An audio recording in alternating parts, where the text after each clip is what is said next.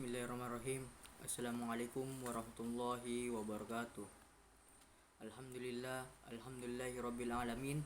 Assalatu wassalamu ala asyrafil anbiya'i wal mursalin Sayyidina Muhammad wa ala alihi wa sahbihi ajmain, amma ba'd. Pertama-tama marilah kita puji syukur atas kehadirat Allah Subhanahu wa taala karena dapat berkumpul di tempat yang penuh berkah ini.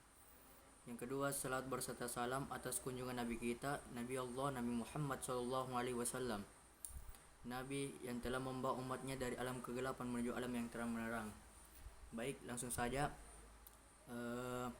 Pada kali ini saya akan memaparkan tugas dari teknik perundang-undangan. Adapun tugasnya yaitu naskah akademik.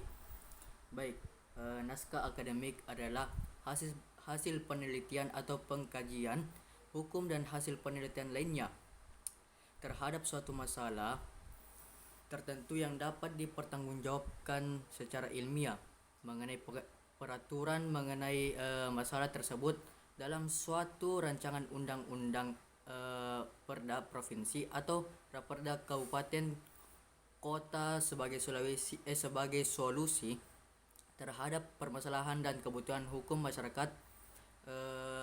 Pasal 1 Undang-Undang 12 tahun 2011. Naskah akademik harus memuat beberapa dasar seperti filosofis, sosiologis, dan yuridis. Dasar filosofis memuat cita hukum sesuai dengan Pancasila dan Konstitusi Undang-Undang Negara Republik Indonesia 1945.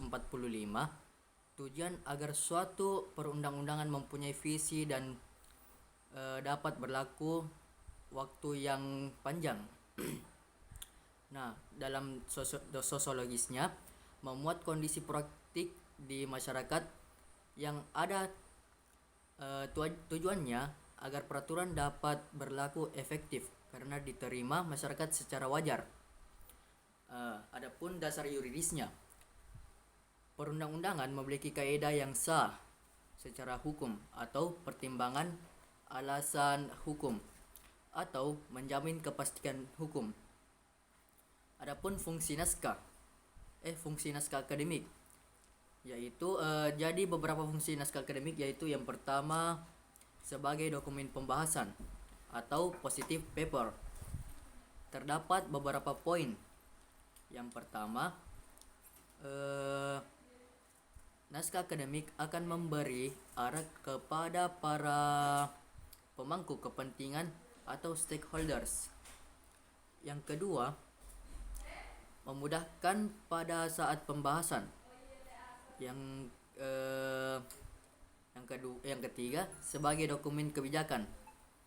Terdapat beberapa jenis.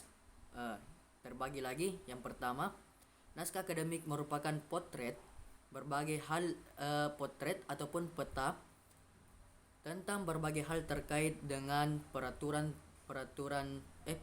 perundang-undangan yang hendak diterbitkan. Yang kedua, pemangku kepentingan, terutama yang menduduki posisi sebagai pengambil kebijakan akan mendapat informasi yang memadai dalam pengambilan keputusan. Nah, pembagian yang ketiga adalah sebagai bahan harmonisasi rancangan peraturan perundang-undangan dengan hukum positif. Sedangkan bagi perancang akan berfungsi sebagai acuan materi yang diatur dan untuk selanjutnya diterjemahkan ke dalam bahasa Indonesia. Perundang-undangan yang disusun tidak tumpang tindih atau vertikal atau horizontal. Adapun sistematika naskah akademik. Di dalam sistematika, naskah akademik terbagi menjadi beberapa bab. Bab 1, pendahuluan. Di pendahuluan ini ada latar belakang. Yang kedua, identifikasi masalah. Yang ketiga, maksud dan tujuan. Yang keempat, metode. Nah, bagian A tadi menjadi latar belakang. Jadi Latar belakang memuat pemikiran dan alasan-alasan perlunya penyusunan naskah akademik sebagai acuan pembentukan rancangan undang-undang atau rancangan peraturan daerah sebagai solusi terhadap permasalahan dan kebutuhan masyarakat, baik dari argumentasi filosofis, argumentasi sosiologis, argumentasi yuridis. Argumentasi sosiologis memuat nilai-nilai Pancasila dan pembentukan Undang-Undang Negara Republik Indonesia tahun 1945 tentang terkait dengan permasalahan yang diatur. Argumentasi sosiologis memuat fakta empiris mengenai permasalahan dan kebutuhan masyarakat. Yang kedua, argumentasi yuridis memuat kondisi hukum dan peraturan perundang-undangan terkait dengan permasalahan yang akan diatur kemudian. Nah, adapun identifikasi masalahnya, cakupan sesuai dengan lampiran 1 Undang-Undang Nomor 12 Tahun 2011 memiliki 4 pokok masalah. Yang pertama, permasalahan apa yang dihadapi terkait sesuaikan dengan tema rancangan undang-undang atau raperda, serta bagaimana permasalahan tersebut dapat diatasi. Nah, yang kedua, mengapa perlu rancangan undang-undang atau raperda tentang sebagai dasar penyelesaian masalah. Yang ketiga, apa yang menjadi pertimbangan atau landasan filosofis, sosiologis, dan yuridisnya pembentukan rancangan undang-undang atau raperda tentang apa. Nah, yang keempat, apa sasaran yang akan diwujudkan, ruang lingkup, peraturan jangkauan, dan arah pengaturan. Nah, yang ketiga, tujuan dan kegunaan. Yang pertama, merumuskan permasalahan yang dihadapi terkait dengan harus disesuaikan dengan tema rancangan undang-undang atau raperda, serta permasalahan tersebut diatasi. Yang kedua, merumuskan permasalahan hukum yang dihadapi sebagai alasan pembentukan rancangan undang-undang atau raperda. Yang ketiga, merumuskan pertimbangan atau landasan filosofis, sosiologis, yuridis pembentukan rancangan atau raperda tentang apa. Yang keempat, merumuskan sasaran yang akan diwujudkan, ruang lingkup pengaturan, jangkauan, dan arah pengaturan. Adapun kegunaannya sebagai acuan atau referensi penyusunan dan pembahasan rancangan perundang-undangan. Nah, dalam poin yang keempat adalah metode. Yang pertama, penyusunan naskah akademik pada dasarnya merupakan suatu kegiatan penelitian sehingga digunakan metode penyusunan naskah akademik yang berbasiskan metode penelitian hukum atau penelitian lain. Nah, yang kedua, penelitian hukum dilakukan melalui metode yuridis normatif atau metode yuridis empiris. Nah, dalam bab 2 ini kita akan membahas kajian teoritis dan praktik empiris. Nah, terbagi. Yang pertama, kajian teoritis. Yang kedua, kajian asas atau prinsip yang terkait dengan penyelenggaraan norma. Nah, yang ketiga, praktik penyelenggaraan kondisi yang ada serta permasalahan yang dihadapi masyarakat. Nah, yang keempat ini kajian implikasi penerapan sistem baru terhadap aspek kehidupan masyarakat dan dampak terhadap beban keuangan negara. Nah, kita di sini akan membahas poin per poin. Yang pertama, kajian teoritis. Kajian teoritis menyediakan konsep-konsep yang relevan, asumsi dasar yang dapat digunakan menjadi landasan pemecahan masalah sesuai dengan materi yang akan diatur. Yang B, asas atau prinsip adalah pemikiran dasar yang menjiwai terbentuknya suatu norma. Analisis terhadap pembentukan asas atau prinsip memperhatikan berbagai aspek bidang kehidupan dan kesesuaiannya dengan materi yang akan diatur. Dalam hal ini, naskah akademik terkait perubahan rancangan undang-undang kajian hanya mencantumkan teori, asas atau prinsip yang terkait dengan norma-norma perubahan saja. Nah, adapun poin C, kajian praktik penyelenggaraan kondisi yang ada serta permasalahan yang dihadapi masyarakat. Nah, terbagi yang pertama sebab praktik. Penyelenggaraan menggambarkan bidang yang akan diatur, baik secara normatif yaitu implementasi berdasarkan peraturan perundang-undangan yang ada maupun secara sosiologis atau pelaksanaan faktual di masyarakat. Ini merupakan juga permasalahan yang terjadi serta pemilihan solusi yang ditawarkan untuk mencapai kondisi yang dihadapkan. Nah, yang kedua, praktik penyelenggaraan dapat memuat mengenai perbandingan.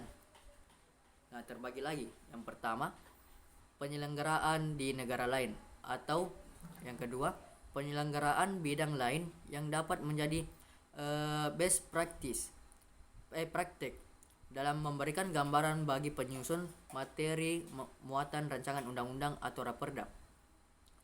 Poin D, implikasi penerapan sistem baru terhadap aspek kehidupan masyarakat dan beban keuangan negara.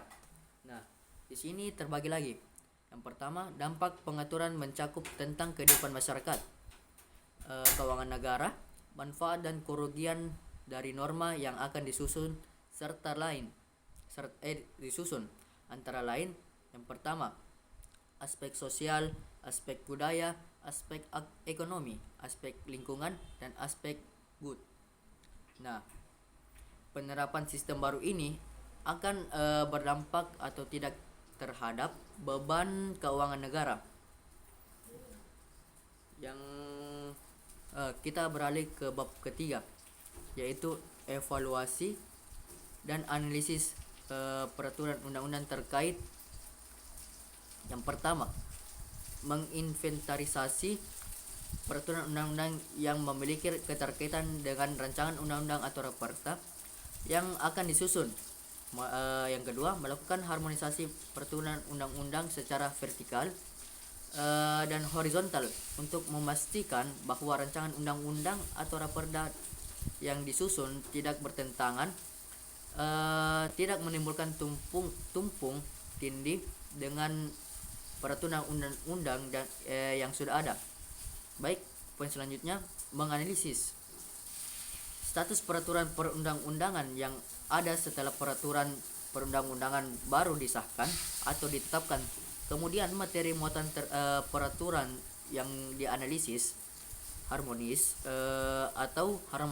dan status terhadap materi muatan yang akan dimuat dalam rancangan untuk mengetahui potensi disharmoni peraturan. Nah, kita beralih ke bab 4 yang membahas tentang landasan filosofis, sosiologis, dan yuridis. Nah, terdapat ada beberapa poin. Yang pertama, landasan filosofis. Landasan filosofis yang memuat keterkaitan raperda yang dibentuk dengan yang pertama, nilai-nilai Pancasila. Yang kedua, pembukaan Undang-Undang Negara Republik Indonesia tahun 1945. Nah, beralih poin B, landasan sosiologis. Landasan yang menggambarkan fakta empiris masyarakat, meliputi kebutuhan hukum masyarakat, aspek sosial ekonomi dan nilai-nilai yang hidup dan berkembang. Beralih poin selanjutnya C, landasan yuridis. Nah, landasan yuridis yang menggambarkan raperda yang dibentuk untuk mengatasi permasalahan hukum atau mengisi kekosongan hukum. Kita beralih ke bab 5. jangkauan, arah pengaturan, dan ruang lingkup materi muatan undang-undang peraturan daerah atau peraturan daerah, kabupaten atau kota. Nah, terbagi lagi. Yang pertama sasaran. Nah, sasaran ini adalah sasaran pengaturan adalah kondisi yang ingin dicapai setelah peraturan perundang-undangan baru disahkan atau ditetapkan. Nah, poin kedua, arah dan jangkauan. Nah, terbagi lagi arah pengaturan. Arah pengaturan adalah apa yang harus dilakukan atau diperlukan untuk mencapai sasaran yang ingin diwujudkan.